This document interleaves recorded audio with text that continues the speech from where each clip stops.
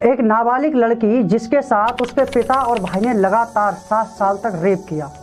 वह 7 बार गर्भवती भी हुई। पेट दर्द हुआ तो उसकी मां ने कभी दवा खिला दी तो कभी गर्भपात करवा दिया।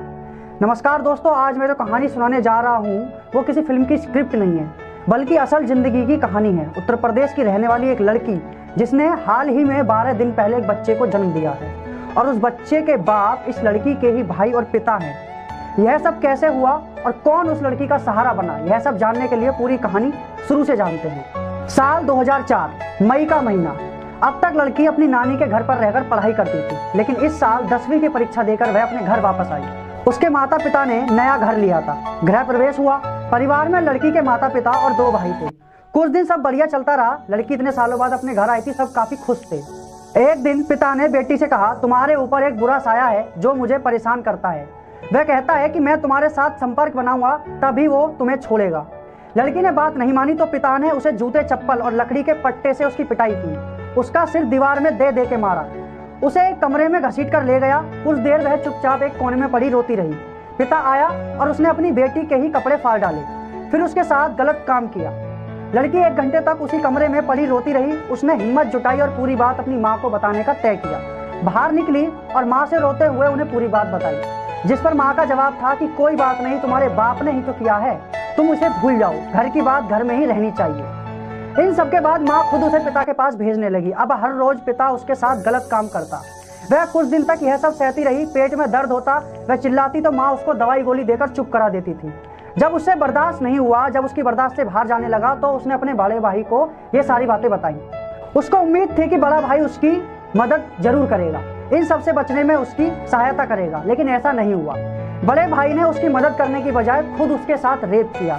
यानी कि अपनी ही बहन की मजबूरी का फायदा एक भाई उठाने लगा और उसके साथ रोज रेप करने लगा। अब उसे कुछ समझ नहीं आ रहा था कि वह किससे मदद ले। बाप, माँ, बड़ा भाई सब इसमें शामिल थे। उसके छोटे भाई की इन सब चीजों को समझ पाने के लिए उम्र बहुत कम थी। जब उसने सारी बात नानी और मामा को बताने का सोचा तो माँ बाप ने उसके छोटे भाई को जान से मारने की धमकी दे दी। वह धमकी से डर गई। छोटे भाई की जान बचाने के लिए उसने किसी को यह बात नहीं बताई और यह सिलसिला आए दिन होने लगा। एक दिन पीड़िता के पेट में बहुत तेज दर्द होने लगा, फीवर भी था। घर वालों ने बुखार की दवाई दे दी पर उससे कोई असर नहीं हुआ। उसका दर्द बढ़ने लगा, उल्टियां शुरू हो गई। जांच हुई तो पता चला कि नाबालिग गर्भवती है।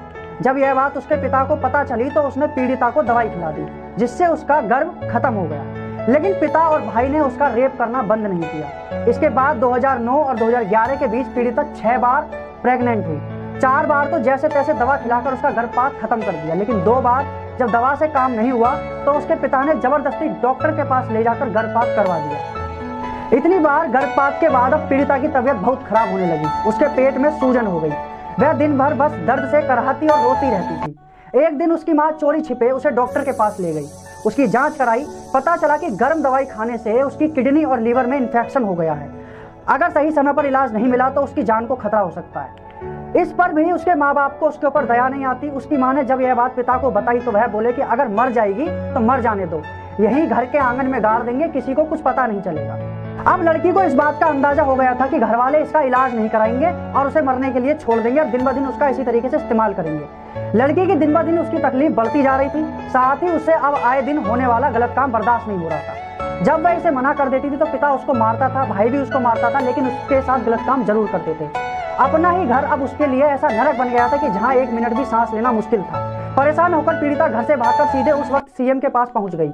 जब पीड़िता ने सीएम को पूरी बात बताई, सीएम ने तुरंत सभी अधिकारियों को उसके घर वालों को पकड़ने का आदेश दे दिए। पुलिस ने उसी दिन पीड़िता के पिता, भाई और मां को अरेस्ट कर लिया। पीड़िता का बयान दर्ज हुआ। अब वे तीनों जेल में बंद हैं। पीड़िता के परिवार वालों को सजा तो मिल गई, लेकिन अब उसका कोई सहारा नहीं था। एक छोटा भाई था जिसे रिश्तेदार अपने साथ ले गए, पर पीड़िता को कोई भी ले जाने के लिए तैयार नहीं हुआ। उसने गलत के खिलाफ आवाज उठाई तो रिश्तेदारों ने कहा कि तुमने हमारी नाक कटवा दी। फिर जब उसका किसी ने भी साथ नहीं दिया तो उसका सहारा लखनऊ के एक रेप पीड़िताओं के संस्थान ने दिया। फिलहाल वो बालिका उसी संस्थान में मौजूद है। कहानी को सुनाने का उद्देश्य किसी की भावना को ठेस पहुंचाना नहीं था, लेकिन एक लड़की को अपने पिता से उम्मीद होती है कि वो उसे पालेगा और भाई से उम्मीद करती है कि वो उसकी रक्षा करेगा। लेकिन जब एक बेटी और बहन पर एक बाप और भाई ही हवस के नरबक्षी बनकर टूट जाएं तो फिर क्या होगा? ये सवाल महज एक सवाल बनकर रह गया है। रेप, बलात्कार, शारीरिक शोषण ऐसी घटनाएं हैं जिसमें लड़की की कोई भी गलती नहीं होती, फिर भी समाज उसी से घृणा करने लगता है।